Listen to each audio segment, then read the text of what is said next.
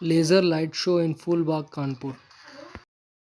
भगवान शंकर पार्वती को लेकर वहां बसने चले आए थे।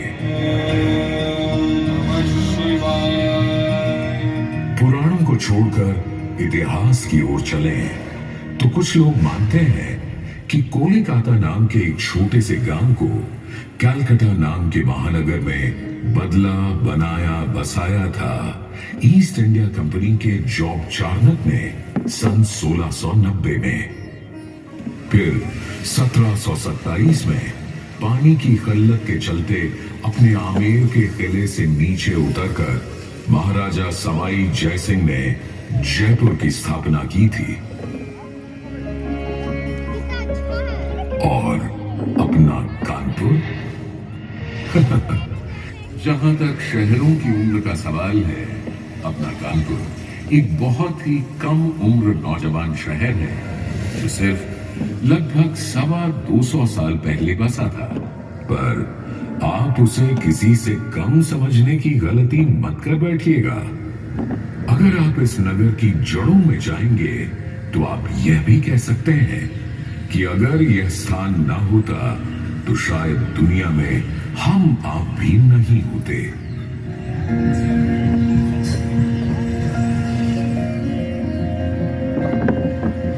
क्योंकि यहां से 20 मील दूर ही तो ब्रह्मावर्त घाट पर बैठकर भगवान ब्रह्मा ने मानव को गढ़ा था और मानव जाति की शुरुआत की थी। उस जगह जिसे आज हम बिठूर के नाम से जानते हैं, राजा उत्तानपाद के पुत्र ध्रुव ने एक टीले पर खड़े होकर ऐसा तप किया था कि दुनिया आज उसे ध्रुव तारे के रूप में देखती और जानती है।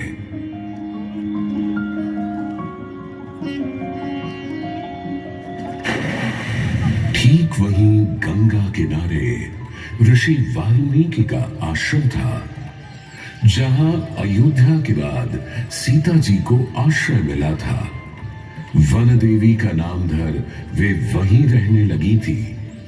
श्री राम सीता जी के 2 पुत्र लव और कुश का जन्म भी वहीं हुआ था। वहीं हमारे कानपुर के बिठूर में तो वाल्मीकि जी ने रामायण रची थी, जिसे बाल कुशी लव की जोड़ी ने याद कर सारी दुनिया को सुनाया था।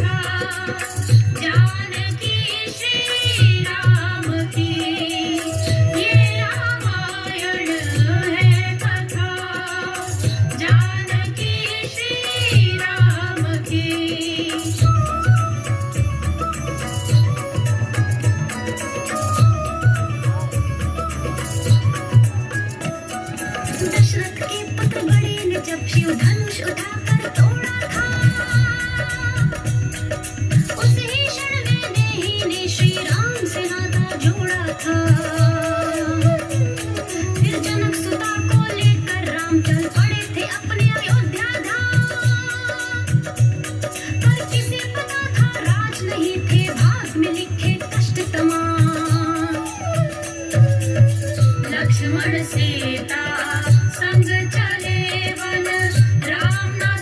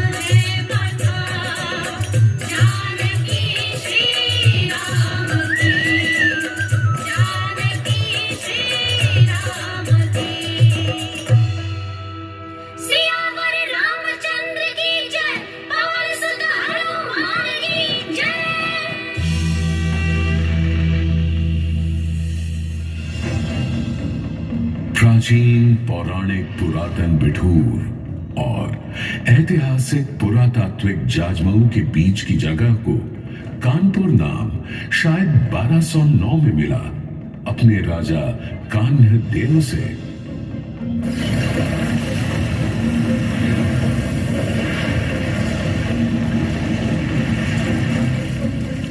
कान्ह देव से कान्हपुर, फिर कानेपुर और फिर कानपुर। पर तब इस छोटी सी बस्ती को कोई कोई ही जानता था। हाँ, लोग जानते थे तो सिर्फ यहां बहती पवित्र गंगा मैया को। गंगा जिसकी दिव्यता को देव दानव सब जानते हैं।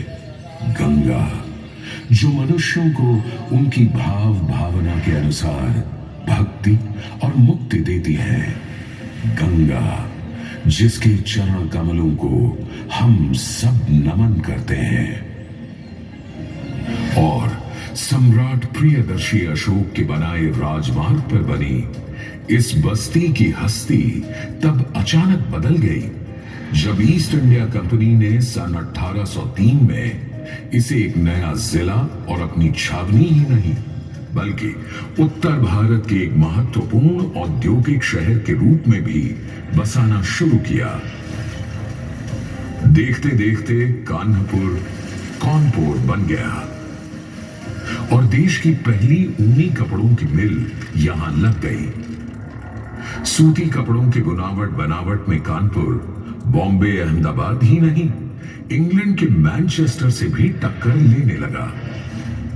ऊपर से चमड़े के उम्दा काम ने कानपुर का नाम दुनिया भर में फैला दिया।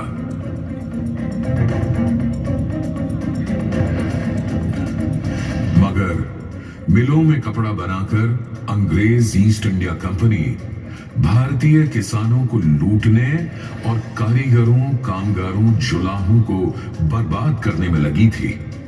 ऊपर से हर हिंदुस्तानी रवायत, रिवाज, रस्ते को खत्म करके सब पर बरतानी तौर तरीके लादने की कवायद अलग। यह सूरत बहुत दिन नहीं चलनी थी। यहीं से पैदा हुआ अंग्रेजों के विरुद्ध विद्रोह का पहला विप्लवी विस्फोट। सुनो भाइयों, कथा सुनो 57 की। कान खोलकर सुनो, कथा है क्रांति के पहले सावन की।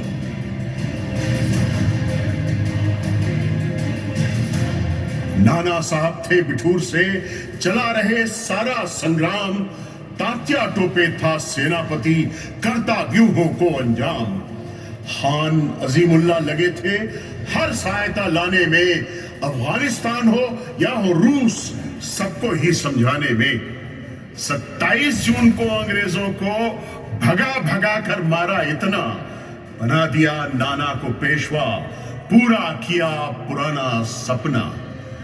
जनरल हेवलक हुआ पराजित एक नहीं 2 बार, पर तीजी जब जंग हुई क्रांति की फौजें खाई पछाड़। फिर जनरल विंडम भी आया, करने लगा नए हमले। तात्या टोपे ने छोड़ा कब्बू जब हालात नहीं बदले।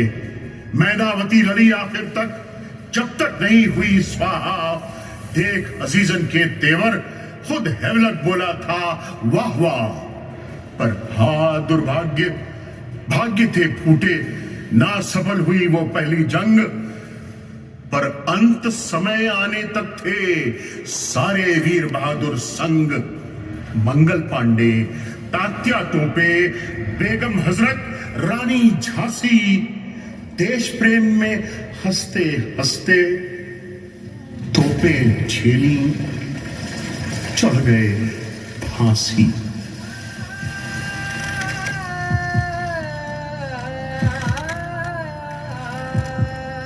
कानपुर से इलाहाबाद और लखनऊ से दिल्ली तक की शाहराह के सारे पेड़ों पर अब हिंदुस्तानी बहादुरों के मृत शरीर झूल रहे थे।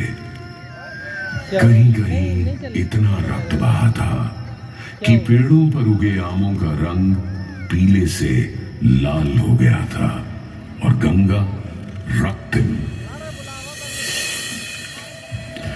ये हिंदुस्तानियों की बहादुरी का सबूत था कि इतने अंग्रेज कानपुर के सती चौरा घाट पर हलाक हुए कि अंग्रेजी इतिहासकारों ने उस घाट का नाम ही मैसेकर या कातिल घाट रख दिया था।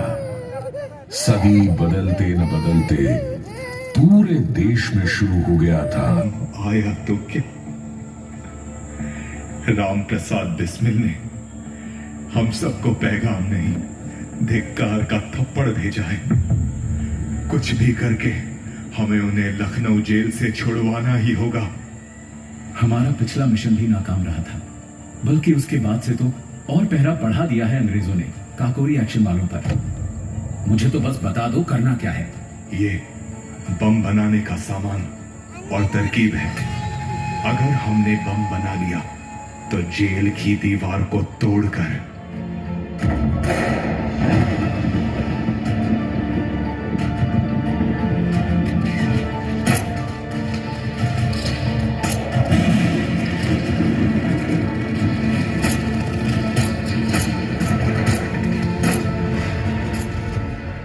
उनका नक्शा पकड़ा गया और वो काकोरी कांड के जांबाजों को बचा नहीं पाए। काकोरी कांड में शामिल 4 बहादुरों राम प्रसाद बिस्मिल, अशफाकुल्ला खान, राजेंद्र लाहिरी और रोशन सिंह को फांसी चढ़ा दिया गया।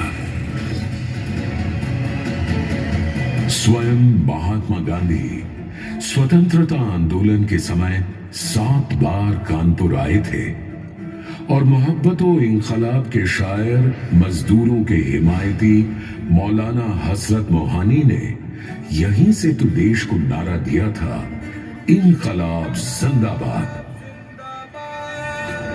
25 मार्च 1931 को हिंदू मुस्लिम एकता की अनोखी मिसाल कायम करते हुए प्रतापी लेखक, संपादक, अनुवादक, जननेता श्री गणेश शंकर विद्यार्थी ने एक हिंदू मुस्लिम फसाद को रोकते हुए अपने प्राणों का बलिदान दे दिया। यह श्री विद्यार्थी जैसे बलिदानियों की प्रभा का प्रताप था कि 1947 में भारत आजाद हो गया।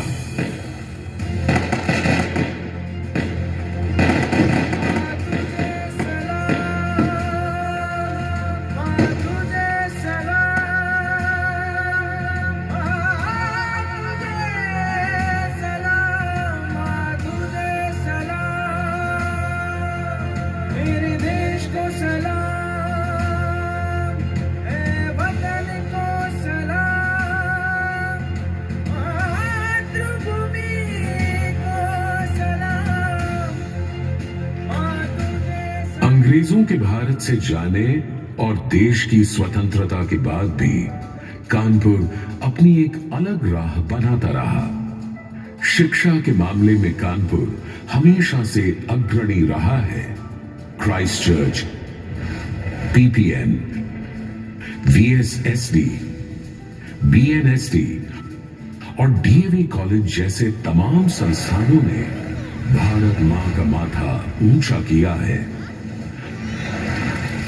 देश और दुनिया को एकात्म मानववाद या इंटेग्रल ह्यूमनिज्म का सिद्धांत और संस्कार देने वाले पंडित दीनदयाल उपाध्याय ने कानपुर सनातन धर्म कॉलेज से ही स्नातक की शिक्षा प्राप्त की थी और डीएवी कॉलेज कदाचित संसार का अकेला ऐसा कॉलेज होगा जहां से किसी देश के प्रधानमंत्री और राष्ट्रपति दोनों बने हों। जब देश में नए 5 प्रौद्योगिकी संस्थान बने तो कानपुर में नींव डाली गई आईआईटी की, जो भारत ही नहीं सारी दुनिया के लिए कल्याणकारी सिद्ध हो रहा है। तांत्रिकी में HBTI, वस्त्रों के लिए टेक्सटाइल इंस्टीट्यूट, चमड़े के लिए लेदर रिसर्च इंस्टीट्यूट और चिकित्सा के लिए गणेश शंकर विद्यार्थी मेडिकल कॉलेज अपने अपने क्षेत्रों को बढ़ावा दे रहे हैं। यहां की Chandrashekhar Azad university of agriculture और दलहन संस्थान किसानों का जीवन बेहतर बनाने में रत है। देश के जवान भी अपनी सुरक्षा और देश की रक्षा के लिए कानपुर पर निर्भर रहते हैं। Small arms factory, field guns paratroopers के पैराशूट्स, नेवी की मजबूत अटूट रस्सियां, अलग अलग स्थानों तापमानों के लिए जूते, सेना की वर्दी, सब कानपुर से बनकर सीमाओं तक जाते हैं। आर्मी के लिए हमने तो अपने शहर में एक और शहर बना लिया है, अरमापुर। कानपुर के औद्योगिक घरानों ने अपने शहर को बनाया और बढ़ाया है ही। इनमें से बहुत से घरानों ने कानपुर को बहुत ही नवीन पर प्राचीन भक्ति में रचे बसे मंदिर भी दिए। हमारा कानपुर लोक नाट्य नौटंकी का बहुत खास स्थान रहा है।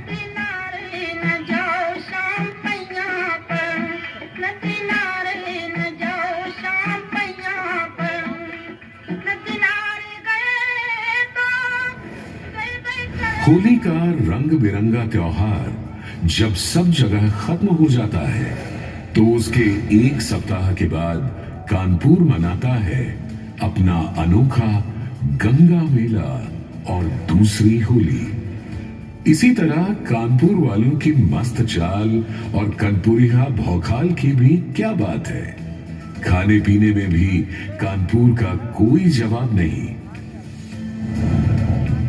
आज सरकार की नई नीतियों के चलते कानपुर एक नए उत्साह के साथ एक नए युग में कदम रखने को आतुर है।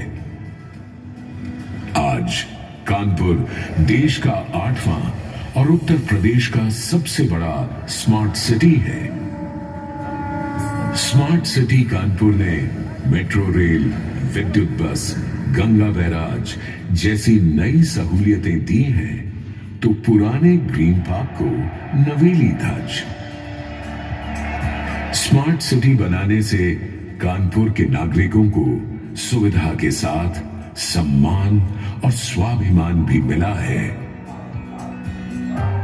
विकास की ओर उन्नत और विकास के लिए उद्यत जनधन देने वाले इस इस नवीन और पुरातन नगर संस्कृति के साथ आइए हम आप भी कदम से कदम मिलाकर चलने की कसम उठाएं।